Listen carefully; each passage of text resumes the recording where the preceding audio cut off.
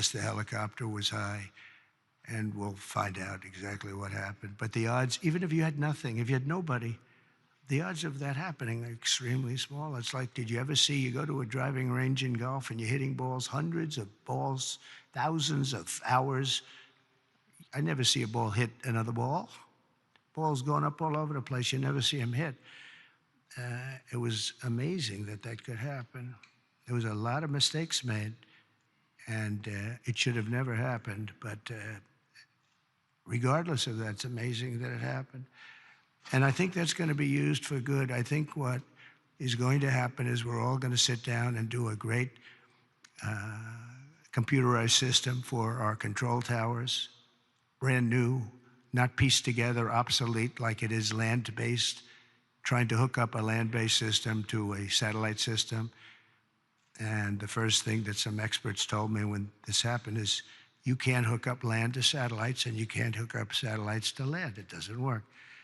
We spent billions and billions of dollars trying to renovate an old broken system instead of just saying, cut it loose, and let's spend less money and build a great system done by 2 or 3 companies, very good companies, specialists, that's all it is.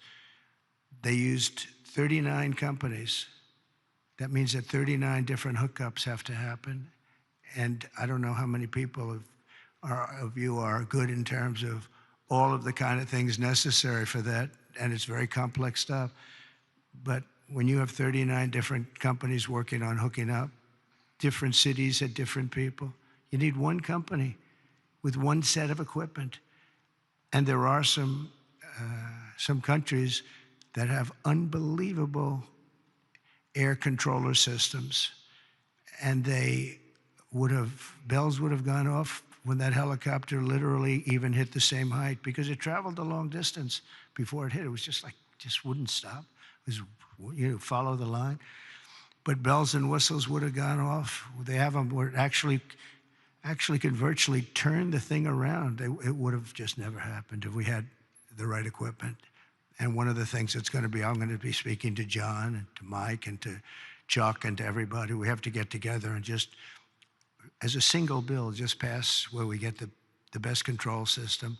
When I land in my plane, privately, I use a system from another country because my captain tells me, I'm landing in New York and I'm using a system. I won't tell you what country, but I use a system from another country because the captain says this thing is so bad, it's so obsolete, and we can't have that. So we're going to have the best system, and a lot of money, but it's not that much money.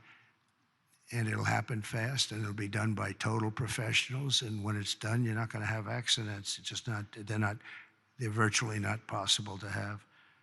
Each of us is blessed with a precious chance to help lead America to renew our pledges of faith and everything else, and bring us to new heights and create a future of promise for our people and for ourselves. We have the most important people in the country in a true sense here, because you're the ones that are going to make the decision.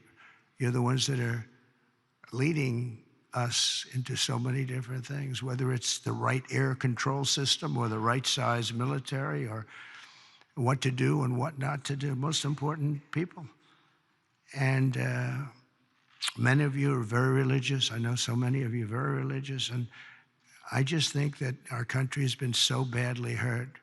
We're very hurt by what COVID did to religion. It really hurt it badly. People couldn't go to church for a long period of time.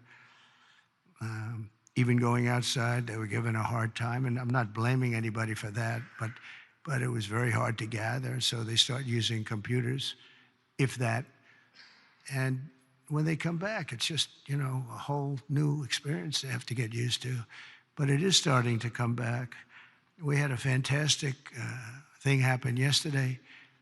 The Army had the best recruitment numbers that they've had in more than 15 years. They think it could be 25 years, actually. They're going to probably put that out, but more than 15 years just now.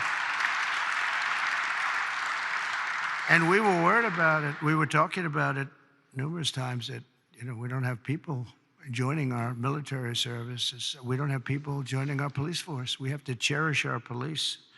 It's so dangerous. You open a car and somebody starts shooting. They have blackened windows. You don't even have any idea who's in the car. Oftentimes they have the dark windows, which are not, in theory, supposed to have, but they have them. The door opens and a gun is pointed at your face, and you can't do a thing about it. It's just nothing you're going to do about it. Your friends will take them out. And it's happened so many times, but it's such a dangerous thing. We have to cherish these people. So today we join our hearts and prayers in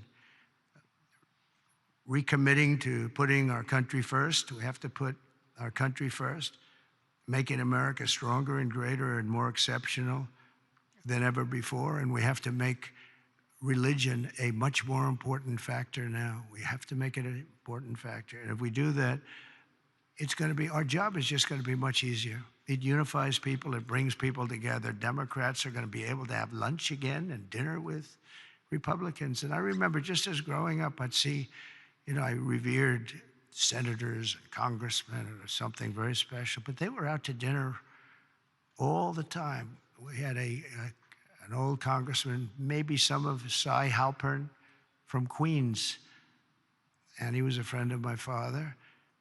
But he'd have dinner he was a Democrat, he'd have dinner with Republicans, and he'd be out. It wouldn't even make a difference. Today, it's like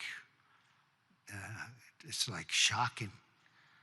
And it shouldn't be. You have to get together. We really have to get together. We all know what's right and what's wrong, and there's going to be compromise on both sides. But we have to just do the right thing, and we have to get together. You did it with Marco Rubio.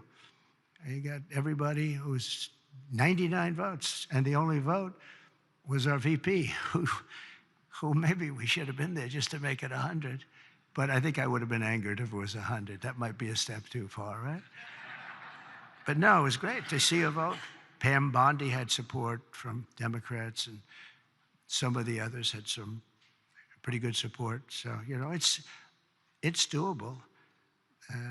We had a recent bill having to do with a very beautiful young lady who was killed from Georgia. And that bill was very bipartisan. It was a very beautiful thing to watch, actually.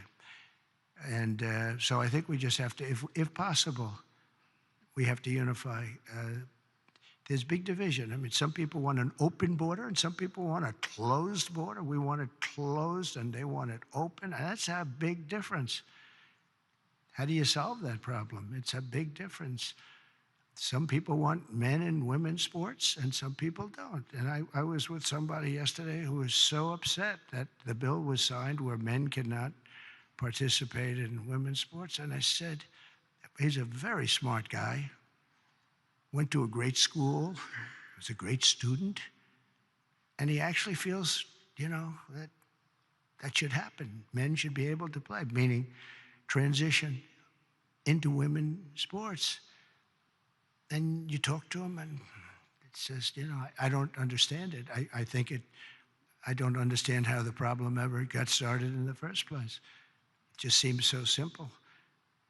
But he's a good person and just believes it. He just believes it. Not going to be easy to convince him otherwise. So where is a middle ground? It's hard to have a middle ground. There's two ways. I mean, you can either do it or you can't.